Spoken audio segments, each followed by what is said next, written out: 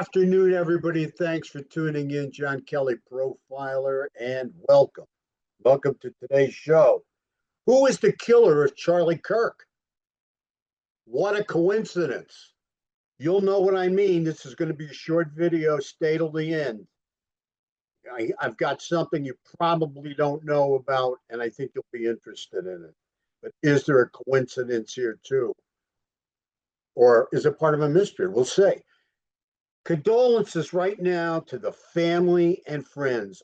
Our deepest condolences to Charlie Kirk and his family and friends. Very sad stuff. And we're extremely sorry you got to go through this. Rough stuff indeed. If you like what we're doing, please hit that like button. Please subscribe. And please comment and share.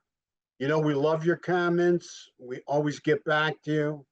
And we're always interested in what you have to say and what you're sharing. And, it always helps. It's always part of the show. You become part of the family. The shooter may have killed Charlie Kirk, but is he making a statement as well? We're looking at a murder, but is this murder also a statement? What is the statement he's making? Maybe you want to give us some feedback on that. Okay, but that's what this guy's about. This guy, has been involved in conversations and he's made statements before. No question about it. I believe a lot of the statements that he's made are around others who agree with his type of thinking, or it's been online. I mean, I don't think he's a loner. Could be. We'll see. Time will tell. Usually you don't go from 0 to 60 and become a public assassin overnight. Usually you have to work yourself up over some time doing that. And you got to take into consideration that takes writing about it or talking about it, growing all that anger and rage, creating those real negative feelings towards your intended target. So I definitely believe others know this guy, no question about it. And he's watching everything. He's watching us right now. I'll guarantee you. Maybe not at this particular time, but he'll be watching because he's got to stay on top of the news. He's got to know and think he knows where law enforcement is and how close they are to him. Mark my words, you'll see. You'll see. I believe he's in his 20s. I believe he had to blend in as a college kid.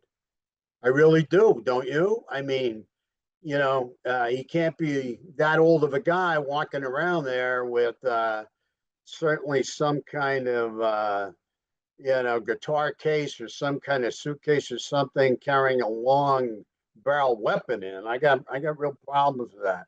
So I think he's, of the college age, hanging around there, maybe specifically from that college. Maybe he was able to hide that weapon before, a day or two before. We'll see. Time will tell. That way he only had to bring himself in that day without carrying anything and just go up to the roof and he had it already hidden up there. We'll see. We got to wait for all this. I believe the reason he left the weapon is that he can't be tied to the weapon. Okay, so that's why he left it. He wasn't worried about it at all. They can't tie it to him, or they would have picked him up already, right? Possibly this weapon was handed down through family, through an estate.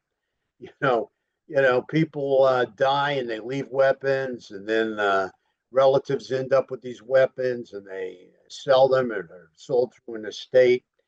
But obviously it cannot be traced directly back to him. Possibly even a ghost gun. Who knows? We're going to have to wait and see, right? I doubt it, but it's always a possibility. People do anything for money. I believe this killer is definitely a hunter, okay? And I believe he's practiced a lot with this weapon. I mean, come on, you got to take it into consideration. One shot, one kill. A lot of people say, yeah, but 200 yards away, that's not that hard of a shot. One shot, one kill, perfect. Leaves the weapon, leaves the college. Okay? This guy practiced a lot with that weapon, and supposedly a bolt action, high powered rifle. that's up in the air. What's high powered? That's for something for us to kick around. That's something for us to look at. I think this is very interesting. And is it only a coincidence what I'm going to bring up to you now? Because I'm not big on coincidences. I don't believe in coincidences. However, coincidences do take place. You realize, watch this part, this last part of the vid. Charlie Kirk was being asked about school shooters and mass murderers, gun violence, when he was shot. Here's the clip. Down here to say? All right, great. So, do you know how many transgender Americans have been mass shooters over the last 10 years? Too many. Okay.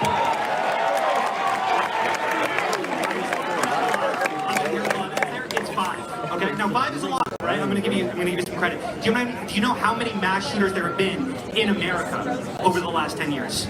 Counting or not counting gang violence? Great. Please give us your feedback and tell us what you think on this.